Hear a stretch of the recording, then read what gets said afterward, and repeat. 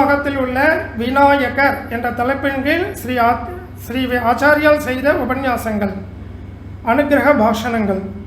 தமிழ்நாட்டின் தனிப்பட்ட சிறப்பு எங்கு பார்த்தாலும் பிள்ளையார் கோயில்கள் இருப்பதே ஆகும்.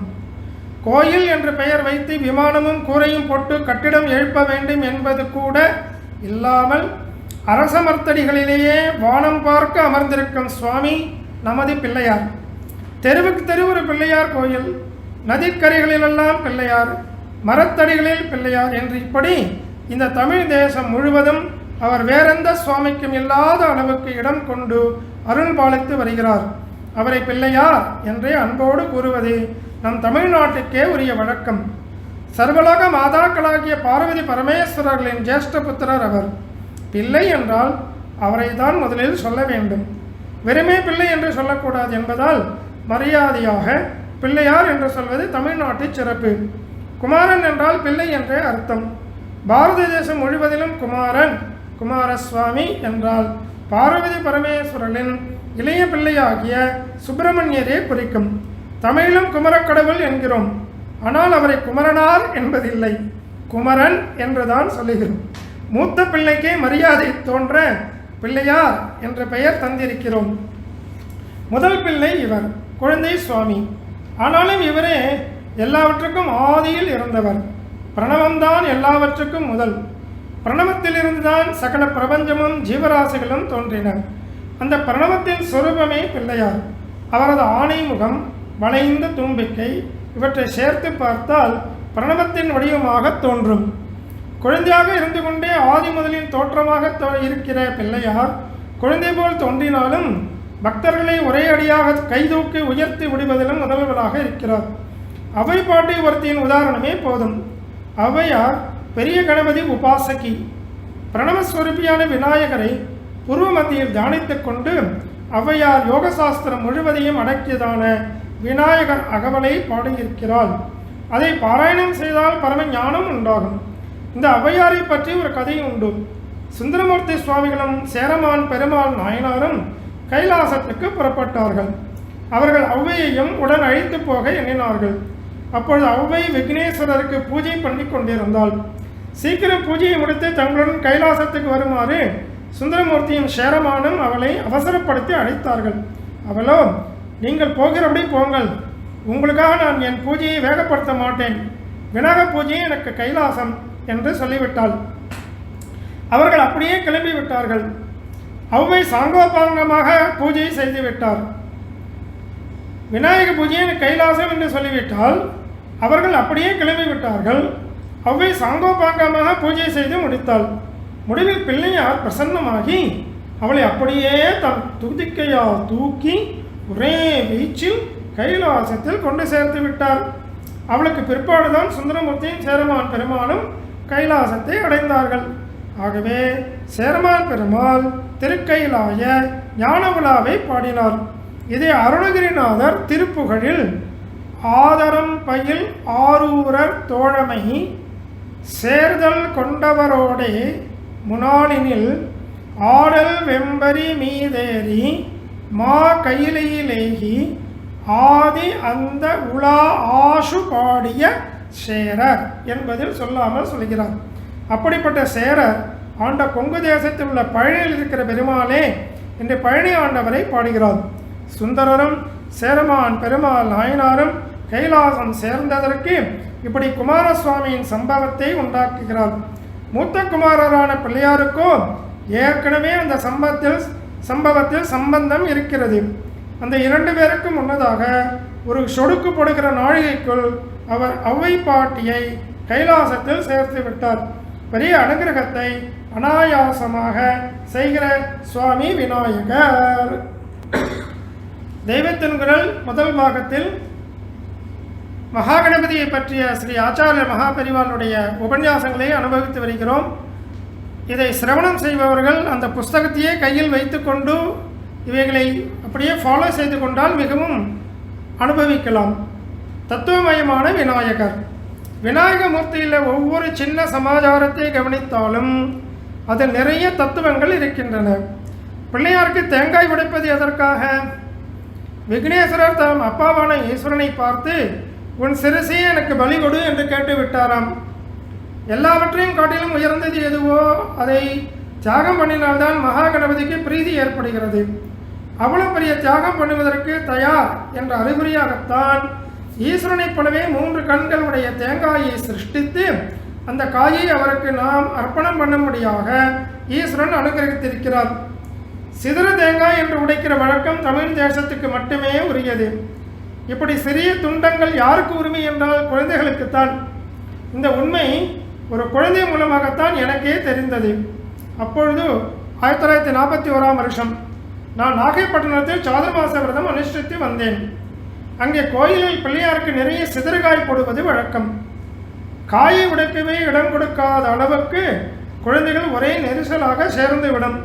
திபுதிபு என்று அவை ஓடி வருவதில் என் மேல் விழுந்துவிடப் போகின்றனவே என்று என் கூட வந்தவர்களுக்கு பயம். அவர்கள் குழந்தைகளிடம் இப்படி கூட்டம் போடாதீர்கள், விலகி போங்கள் என்று கண்டித்தார்கள். அப்பொழுது ஒரு பையன் டான் என்று பிள்ளையாருக்கு தேங்காய் போட்டுவிட்டு அப்புறம் எங்களை இங்கே வராதீர்கள் என்று சொல்ல உங்களுக்கு என்ன பாத்தியதை இருக்கிறது? சிதறுகாய் போட்டால் அது எங்கள் பாத்தியதை தான், அதை எடுத்துக்கொள்ள நாங்கள் வரத்தான் செய்வோம் என்றான். அவன் பேசிய ஜோர், அதிலிருந்து உறுதியை பார்த்த பொழுதுதான் எனக்கே வாஸ்தவம்தான். குழந்தை சுவாமியின் பிரசாதத்தில் குழந்தைகளுக்குத்தான் முழு பாத்தியத்தையும் என்று தெரிந்து கொண்டேன். அகங்கார மண்டையோட்டை உடைத்தால் உள்ளே அமிர்தரசமாக இளநீர் இருப்பதை இந்த சிதறுகாய் உணர்த்துகிறது. கணபதியை காட்டிலும் சரீரத்தில் பருமனான சுவாமி வேறு யாரும் இல்லை. சிரசு யானையின் தலை, பெரிய வயிறு, பெரிய உடம்பு. அவருக்கு ஸ்தூலகாயர் என்றே ஒரு பெயர். மலை போல் இருக்கிறார். ஆனாலும் அவர் சின்ன குழந்தை. சரி, குழந்தைக்கு எது அழகு? குழந்தை என்றால் அந்த பருவத்தில் நிறைய சாப்பிட வேண்டும். உடம்பு கொஞ்சம் கூட இழைக்கக்கூடாது. ஒரு சன்னியாசி நிறைய சாப்பிட்டு கொண்டும் பெரிய சரியாரியாக இருந்தால் அது அவருக்கு அழகல்ல. வயசாகிவிட்டால் ராத்திரி உபவாசம் இருப்பார்கள். குழந்தை அப்படி இருப்பது அழகா? குழந்தை என்றால் தொந்தியும் தொப்பையுமாக கொழு கொழு கொண்டு இருந்தால்தான் அழகு. நிறைய சாப்பிடுவது தான் அழகு. குழந்தைகள் நல்ல புஷ்டியாக இருக்க வேண்டும் என்பதே இந்த குழந்தை சாமியை காட்டிக் கொண்டிருக்கிறார், கையில் மோதகத்தை வைத்துக்கொண்டு. இவரோ யானை மாதிரி இருக்கிறார். அதற்கு நேர் விரோதமான சின்னஞ்சிறு ஆக்கிரதி உடையது மூஞ்சூறு. இதை அவர் தம் வாகனமாக வைத்துக் கொண்டிருக்கிறார். மற்ற சுவாமிகளுக்காவது ஒரு மாடு, ஒரு குதிரை, ஒரு பக்ஷி என்று வாகனம் இருக்கிறது. இவரோ தாம் எத்தனைக்கு எத்தனை பெரிய சுவாமியாக இருக்கிறாரோ அத்தனைக்கு அத்தனை சின்ன வாகனமாக வைத்துக் கொண்டிருக்கிறார். சுவாமி எதை வாகனமாக வைத்துக் கொண்டாலும் வாகனத்தினால் சுவாமிக்கு கௌரவம் இல்லை. சுவாமியால் தான் வாகனத்துக்கும் கௌரவம். வாகனத்துக்கு கௌரவம் கொடுக்க அதனுடைய சக்திக்கு ஏற்றபடி நெட்டிப்பிள்ளையார் மாதிரியாக கனமில்லாமல் இருக்கிறார். அதற்கு சிரமம் இல்லாமல், ஆனால் அதற்கு மரியாதை கௌரவம் எல்லாம் உண்டாகும்படியாக தம் உடம்பை வைத்துக் கொண்டிருக்கிறார். ஸ்தூலக்காயரான போதிலும் பக்தர்கள் ஹிருதயத்தில் கணக்காமல் லேசாக இருப்பேன் என்று காட்டுகிறார். ஒவ்வொரு பிராணிக்கும் ஒவ்வொரு அங்கத்தில் அதிக கௌரவம் இருக்கும். கௌரிமான் என்று தமிழ் சொல்வார்கள் என்று உண்டு. அதன் கௌரவம் வாலில் தான். மயில் என்றால் அதுக்கு தோகை விசேஷம். தோகையை மயில் ஜாக்கிரதையாக ரட்சிக்கும். யானை எதை ரட்சிக்கும்? தன் தந்தத்தை தீட்டி வெள்ள வெளையர் என்று வைத்திருக்கும். இந்த பிள்ளையார் என்கிற யானை என்ன பண்ணுகிறது என்றால் அதை கொம்பில் ஒன்றையே ஒடித்து அதனால் மகாபாரதத்தை எழுதிற்று. தன் அழகு, கௌரவம், கர்வம் எல்லாவற்றையும் காரணமாக இருக்கிற ஒன்றை காட்டிலும் தர்மத்தை சொல்கிற ஒன்றுதான் பெரிது என்பதை இவ்விதம் இந்த யானை காட்டியது. நியாயத்துக்காக, தர்மத்துக்காக, விந்தைக்காக எதையும் தியாகம் பண்ண வேண்டும் என்பதைத்தானே தந்தத்தை தியாகம் பண்ணி காட்டியிருக்கிறது. சுவாமிக்கு கருவி என்று தனியாக ஒன்றும் வேண்டியதில்லை. எதையும் கருவியாக அவர் நினைத்தால் உபயோகித்துக் கொள்வார் என்பதற்கும் இது உதாரணம். ஒரு சமயம் தந்தத்தாலேயே அசுரனை கொன்றார். அப்பொழுது அது ஆயுதம். பாரதம் எழுதும்போது இப்போது அதுவே பேனா. நமக்கு பார்க்க அழுக்காத வஸ்துக்கள் சந்திரன், சமுத்திரம், யானை ஆகியன. இவற்றையெல்லாம் எத்தனை தடவை எத்தனை நேரம் பார்த்து கொண்டே இருந்தாலும் அலுப்பு சலிப்பில்லாத ஆனந்தம் பெருகும், பொங்கும். அதனால்தான் குழந்தை சுவாமி தன்னை பார்க்கிற ஜனங்களுக்கெல்லாம் பார்க்க பார்க்க ஆனந்தம் எப்பொழுதும் பொங்கு கொண்டு இருக்கும்படியாக யானை உருவத்தோடு இருக்கிறார். இது ஆனந்த தத்துவம், ஆறாத ஆசையின் தத்துவம். அவர் பிறந்ததே ஆனந்தத்தில். பண்டாசுரன் விக்ன மந்திரங்களை போட்டு அம்பாளின் படை தன்னை நோக்கி வர முடியாதபடி செய்த பொழுது பரமேஸ்வரன் அவளை ஆனந்தமாக பார்த்த பொழுது அவளும் ஆனந்தமாக இந்த பிள்ளையை பெற்றாள். அவர் விக்ன எந்திரங்களை உடைத்து அம்மாவுக்கு சகாயம் செய்தார். அவர் பார்வதி பரமேஸ்வரனுக்கு பிள்ளை. இந்த உலகத்துக்கே மூலத்திலிருந்து ஆவிர்பவித்ததனால் அவரை நாம் பிள்ளையார் பிள்ளையார் என்று விசேஷித்து அழைக்கின்றோம். எந்த சுவாமியை உபாசித்தாலும் முதலில் விநாயகருடைய அனுகிரகத்தை பெற்றுக்கொண்டால்தான் அந்த காரியம் விக்னம் இல்லாமல் நடைபெறும். அவரையே முழு முதற்கடவுளாக பிரதான மூர்த்தியாக வைத்து உபாசிக்கிற மதத்துக்கு கானாபத்தியம் என்று பெயர். பிள்ளையாருக்கு எதிரே நின்று தோபிகரணம் போடுகிறோமே, அதை நமக்கு எல்லாம் சொல்லிக் கொடுத்தவர் மகாவிஷ்ணு தான் என்று ஒரு கதையே இருக்கிறது. ஒரு சமயம் மகாவிஷ்ணு சக்கரத்தை அவரது மருமகனான பிள்ளையார் விளையாட்டாக பிடுங்கிக் கொண்டு தம் வாயில் போட்டு கொண்டு விட்டாராம். பிள்ளையாரிடமிருந்து திரும்ப பிடுங்குவது முடியாது.